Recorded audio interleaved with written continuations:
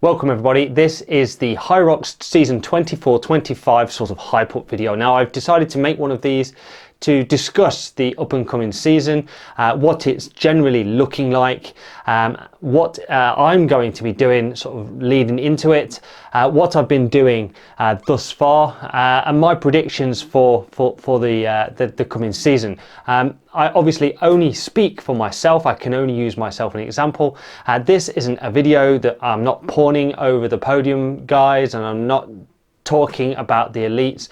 I am representing the everyday Hyroxer, the podiums down to the guys that take 3 hours. That 98% chunk, they're the ones that I aim my videos at. The ones that are doing it for the first time, for the 5th time, that are just out to better themselves. And a lot of people are interested in the talk and the hype around Hyrox events. It gets people excited, it gets people motivated, and when you get to the event, it has people performing at their very, very best. Right, so let's have a little look at the year ahead.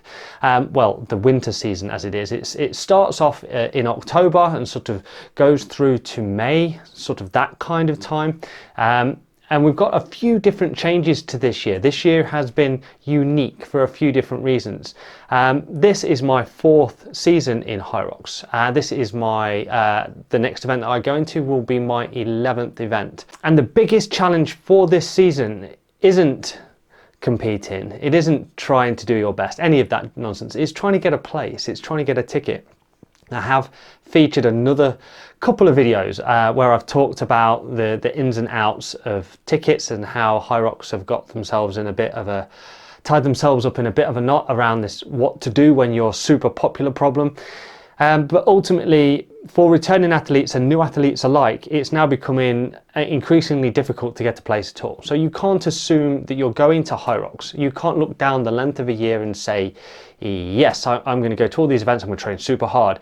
You might very well, if you do everything right, you might not get a ticket to any of them. That's the kicker. That is the truth at the moment. You might not get to go to any events. Even if you go into every ballot and you stand by your emails, you do everything right, you might not get a place.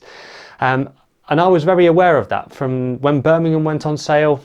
I was at my computer for the right time. I was on my browser, you know, I watched the queuing mechanism take me down from about 1,000 places. I waited for my turn, you know, to buy a ticket, and it refreshed and put me back up to 1,600, to about 500 again, and they were all sold out. The next event, London, they introduced a ballot. I entered the ballot, completely fair and square, and didn't get a place. It's not looking good for me, is it? Now, I did get a ticket for Birmingham. I bought one off of a friend, so I'm going to that one. With regards to London, I got an email about the unclaimed tickets from the ballot, and I was fast enough to react and get a ticket that way. So I am in fact going to Birmingham and London.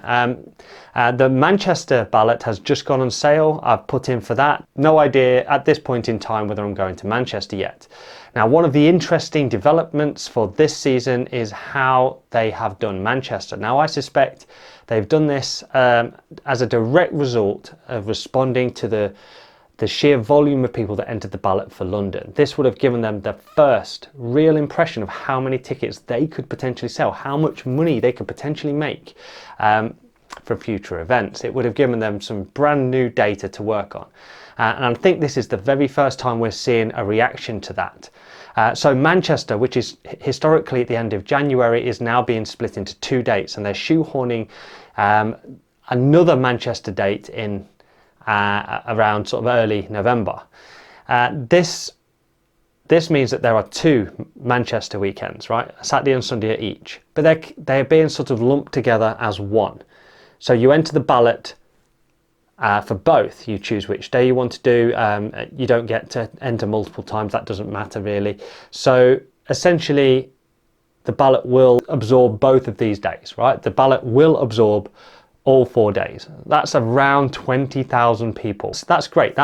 it's great to see Hyrox reacting to the problem, and I suspect we might see more of that in the future at the other busy events, the Hyrox Excel next year, the Birmingham event, and possibly the London Olympia event. I'm not so sure about Glasgow. We will see. It might very well end up being two spread across 2 weekends at all of these locations. This is a great sign that they are addressing the problem, and maybe next year we will see a different landscape altogether.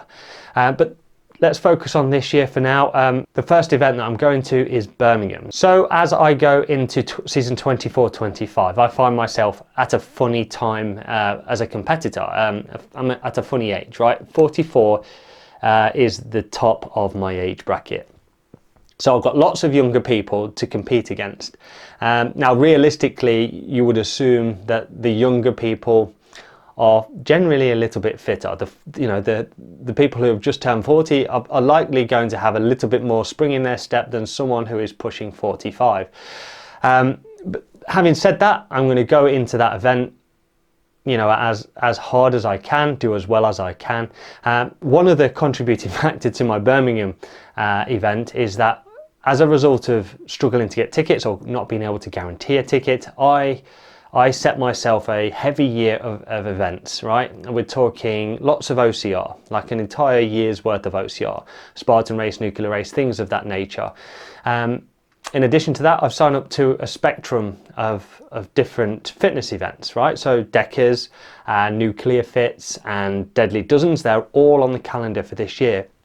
But the thing that is likely to make the most difference and have the biggest impact on my performance at Birmingham is the Rat Race Sea to Summit series, which is a series of 3 ultramarathons that I've done one of, and I've got 2 more between now and Birmingham, which means somewhere in the realms of 65-70 miles of mountain running is going to be in my legs quite recently before the Birmingham event. So I might be carrying a little bit of that wear and tear, a little bit of that fatigue into that event.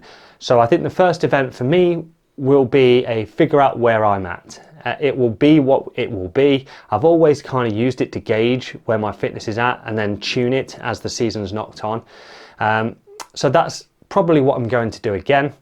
The one that I'm really looking forward to is the one in London XL. Now, if you saw my video from London XL last year, you would have seen that I went into that with a back injury, and it went a bit wrong just around the burpees, and everything after that was agony for me. So I have some unfinished business at London XL, so I'm coming back hard. Now, I'm not coming alone. I'm not going to go to London and do a men's opens. I'm going there as a double act. Now, this particular double act is quite a special one, certainly because of how it started. I'm going to be going into this particular event with John Steventon. You may recognize that name. He's recently done the Hybrid Summit speech for rowing. He is the host of the Row Along YouTube channel. He is an exceptionally talented rower, but more impressive than his ability to row is his ability to make rowing interesting. Now, he has made hundreds and hundreds and hundreds of YouTube videos for rowing, somehow made going backwards and forwards in the gym on a rowing machine interesting and educational and entertaining over and over and over again. So much love for John. Me and him got sort of chatting through Hyrox. We started to meet each other at the events, and we've become good friends over time. And it was just a little while ago we started to come up with the idea that potentially we could compete together. Our times were comparable to one another, and we could really give it a good go if we went at it as one. So that's what we've decided to do. We're going to go into men's doubles and we're going to go as fast as we can. We consider ourselves very much a Deadpool and John's Wolverine. A workout for you to row along. Let's fucking go. Let's fucking go. Let's fucking go. We're not able to train together because of where he lives. He lives in Glasgow and I live in Leicester, so we're not going to get any training time together. We're just going to have to plan it and then implement that plan as best we can on the day. Of course, there will be content. We are both YouTubers, so we will find new and interesting ways how to film it. So that video might be a little bit special on that front. So after that, it's whether or not I get into Manchester. Manchester's a funny one because it's a really special venue for me. A really special venue for me. I started my Hyrox career at Manchester in Manchester 22. I've been there Manchester 22, 23, 24. I competed twice, so I've essentially competed there 4 times already. It's special because it's special. The venue, the building, the place, it is remarkable to compete in.